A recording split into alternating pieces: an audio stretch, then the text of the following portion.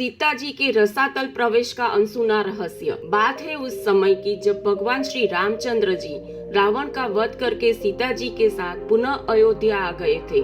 फिर कुछ ही समय में सीता जी वाल्मीकि ऋषि के आश्रम चली गई थी। ऐसा क्यों हुआ, वह कहानी हम आपको फिर कभी सुनाएंगे। आज हम आपको सीता जी क्यों रसातल में समा गई वह बताते हैं। दरअसल सीता जी के जाने के बहुत समय के बाद भी अयोध्या में कुछ मूर्ख लोग सीता जी के चरित्र के बारे में, सीता जी के विषय में बातें करते रहते थे। वह बातें किसी तरह श्री राम के कानों में पड़ गई। हालांकि श्री राम को तो सीता जी की पवित्रता पर लेश मात्र शंका नहीं थी। तभी दूसरी तरफ किसी के द्वारा सीता के त्याग और तपस्या का वृत्तांत सुना। तब श्री रामचंद्र जी ने लीलावश अपने विशिष्ट दूत के द्वारा महर्षि वाल्मीकि के पास संदेश भिजवाया। यदि सीता जी का चरित्र शुद्ध है और वे आपकी अनुमति से यहाँ आकर जन समुदाय में अपनी शुद्धता प्रमाणित करे और मेरा कलंक दूर करने के लिए शपथ करे, तो मैं उनका स्वागत करूँगा। यह संदेश सुनकर वाल्मीकि ने कहलवाया, ऐसा ही होगा। सीता वही करेगी जो श्री राम चाहेंगे, क्योंकि पति स्त्री के लिए परमात्मा होता है।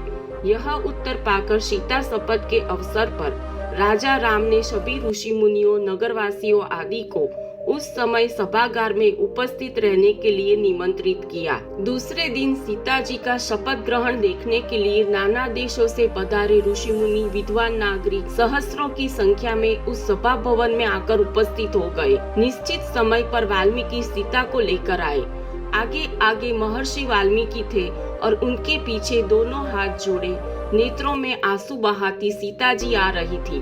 वे मन ही मन श्री राम का चिंतन कर रही थी। उस समय महर्षि के पीछे आती हुई सीता जी इस प्रकार जान पड़ती थी मानो सृष्टिकर्ता ब्रह्मा जी के पीछे श्रुति चली आ रही हो। काषाय वस्त्र धारिणी सीता की दीनहीन दशा देखकर वहाँ उपस्थित सभी लोगों का हृदय दुख से द्रवित हो गया और वे शोक से आंसू बहाने लगे।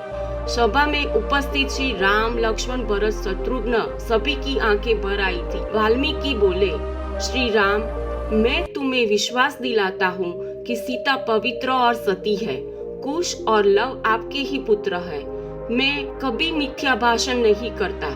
यदि मेरा कथन मिथ्या हो तो मेरी संपूर्ण तपस्या निष्फल हो जाए। मेरी इस साक्षी के बाद सीता स्वयं शपथ पूर्वक आपको अपनी निर्दोषिता का आश्वासन देगी। महर्षि के उत्तम वचनों को सुनकर और सभा के मध्य में जानकी को प्रांजलिभूत खड़ी देखकर रघुनंदन बोले, हे ऋषि श्रेष्ठ, आपका कथन संपूर्ण सत्य है और आपके निर्दोष वचनों पर मुझे पूर्ण विश्वास है। वास्तव में वैदेही ने अपनी सच्चरित्र का विश्वास मुझे अग्नि परीक्षा से लंका में ही दे दिया था, परंतु लोकापवाद के कारण ही मुझे इन्हें उनके मान के लिए त्यागना पड़ा। आप मुझे इस अपराध के लिए क्षमा करें। तत्पश्चात श्री राम सभी ऋषि मुनियों, देवताओं और उपस्थित जन समूह को लक्ष्य करके बोले, हे मुनि एवं विद्वजनों, मुझे महर्षि वाल्मीकि जी के कथन पर पूर्ण विश्वास है, परंतु यदि सीता स्वयं सबके समक्ष अपनी शुद्धता का पूर्ण विश्वास दे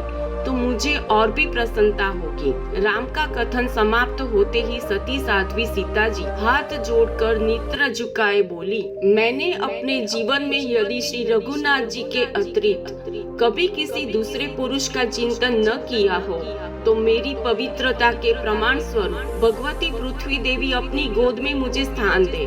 सीता के इस प्रकार शपथ लेते ही पृथ्वी फटी, उसमें से एक सिंहासन निकला। उसी के साथ पृथ्वी की अधिष्ठात्री देवी भी दिव्य रूप में प्रकट हुई। उन्होंने दोनों भुजाएं बढ़ाकर स्वागत पूर्वक सीता जी को उठाया और प्रेम से सिंहासन पर बिठा लिया। देखते देखते सीता सहित सिंहासन पृथ्वी में लुप्त हो गया। सारे दर्शक स्तब्ध से ये अभूतपूर्वक दृश्य देखते रहे। संपूर्ण वातावरण गमगीन सा हो गया। देवी सीता जहाँ से प्रकट हुई थी वही समा गई और अपनी लीला समाप्त कर ली। दोस्तों, इस प्रकार देवी सीता धरती की गोद में समा गई थी। रामायण की ऐसी अभी भी कई रोचक बातें हैं जिन्हें हम आपको सुनाते रहेंगे। बस आप हमारी चैनल को सब्सक्राइब करके हमसे जुड़े रहे। ऐसी अनमोल बातें घर में अपने बच्चों को जरूर सिखाइए। पूरी कहानी सुनने के लिए आपका बहुत बहुत शुक्रिया। धन्यवाद।